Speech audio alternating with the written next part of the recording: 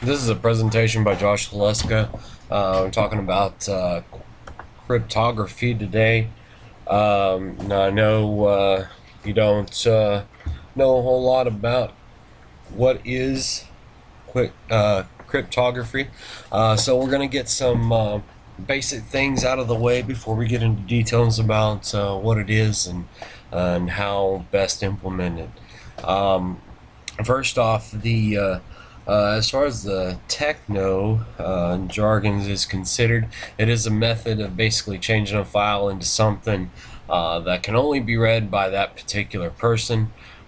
Keeps other people from reading it. Even if somebody was to interfere with it, they would just get a bunch of jumbled letters, numbers, or even some converted into a different, like a picture, just a whole bunch of different kinds of it to help keep your documents, files, and anything that you may store on your computer safe.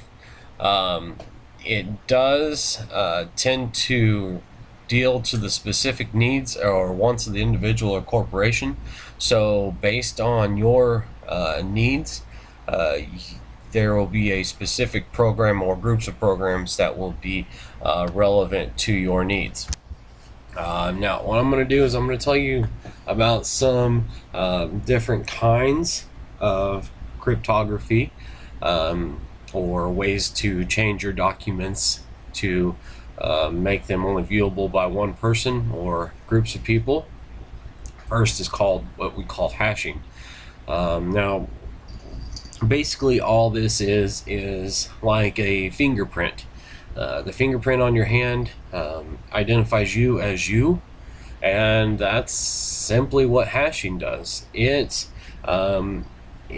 basically, whatever you are downloading, say you have an email and it is signed by you, or a paper that is signed by you, it verifies that you sent that document and that it arrived to the correct person. When we talk about used to determine integrity, and that's what that is. It's just telling the sender that that is who it is from, and it is legit.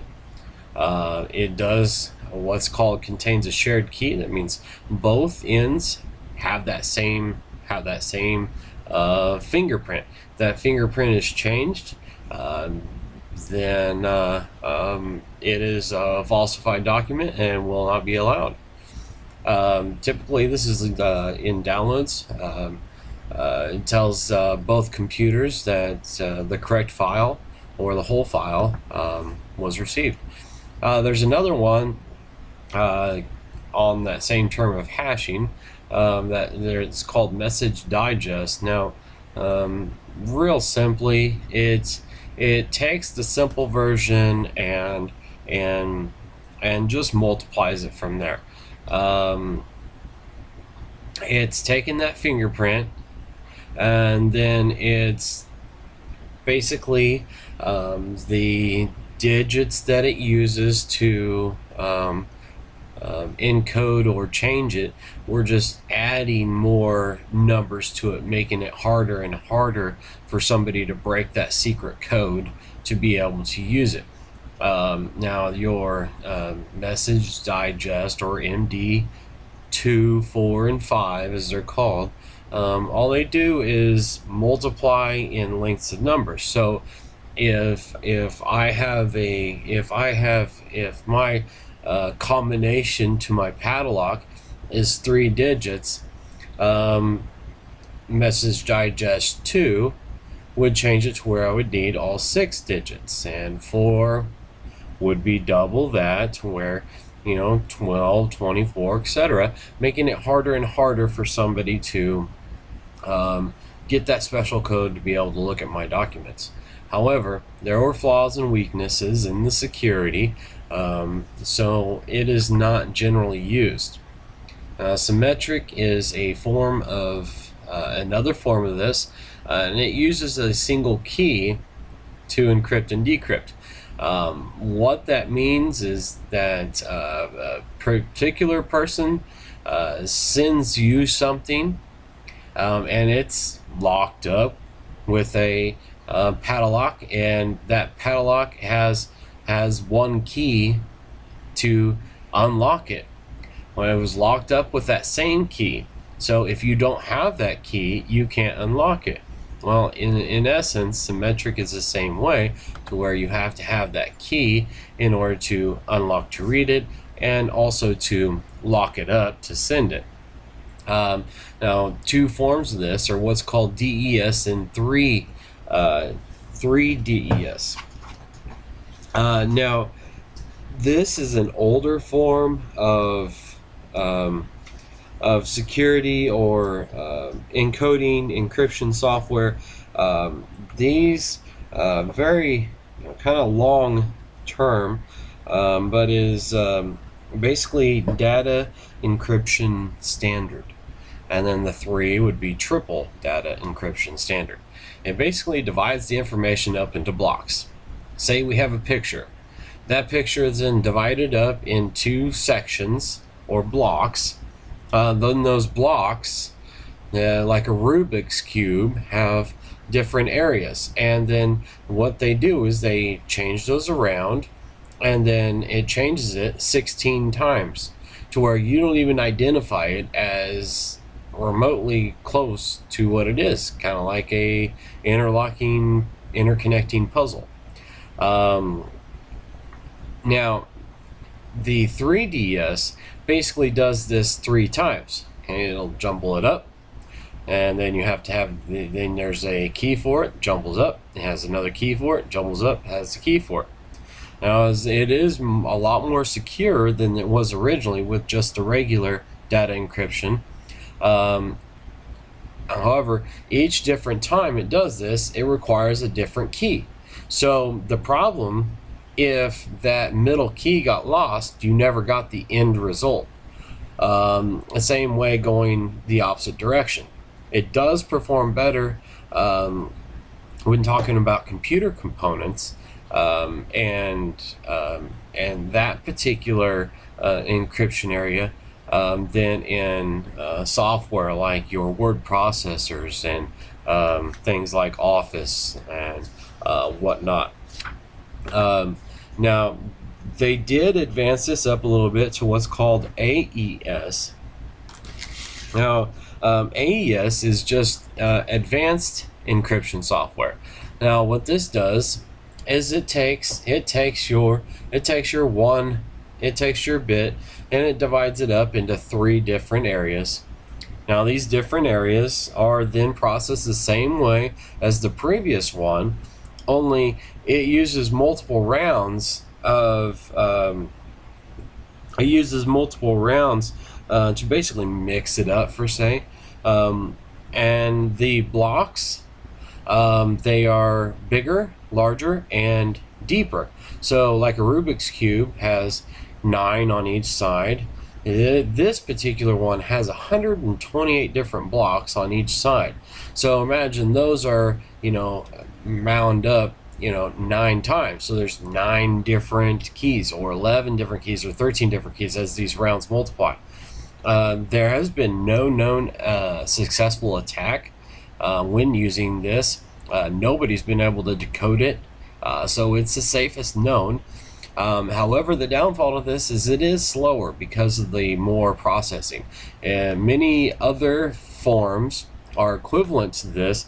Blowfish and one-time pad. These Blowfish is a better one, or not better one, but it runs better because it's only it's meant for older computers. Goes about basically the same way. There's no known successful attacks on it, but it is free, license free, free to use, and is available to public. Now, the asymmetric this area, and it gets a little bit more complicated. And this is what's called a public and a private key. A private key is something that's just that, it's private. Only I have the key to that. A public key would be something that everybody has a key to. So what this particular does, this area, it'll basically, it can verify that the sender sent that. It also verifies that the receiver is getting to the correct receiver, because if I lock up something and I send it to Joe, and Joe opens it up because he's got the key, but if somebody else tries to open it up and they don't have the correct key, they won't be able to open it. So it requires both areas there, and it verifies that I send it. It also verifies that the correct person is going to open it. So the correct information is getting to the correct person. It also prevents the sender from saying, I didn't send that particular information. If they did send that information, they had their key to send it. If it wasn't sent by them, it wouldn't have their key on it. Proves that that message is in its original form and has not been altered because of the two keys. However, it doesn't encrypt the message itself.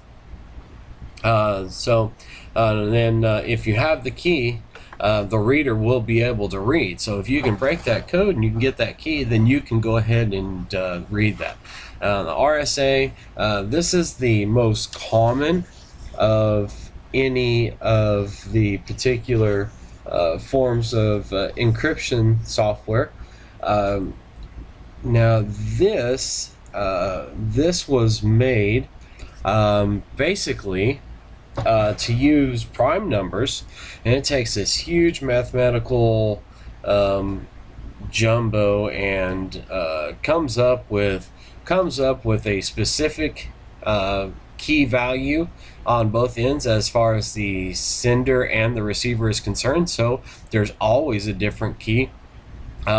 This provides the highest security, but because of all the mathematical factoring and equations and all this that goes along with it, it is a lot slower.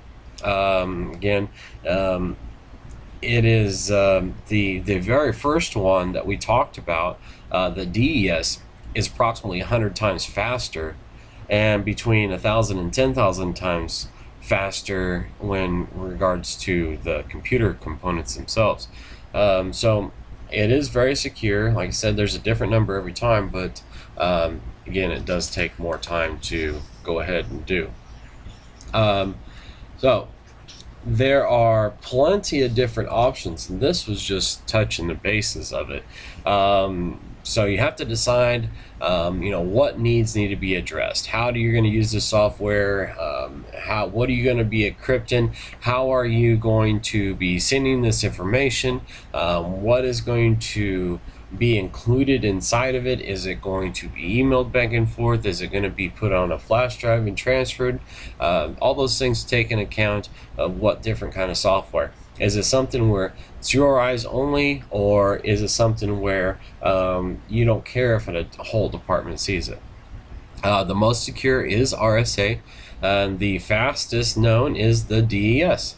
Then obviously the asymmetric involves keys at both ends, where the symmetric is going to only involve that one key to basically encrypt and decode. So there you have it.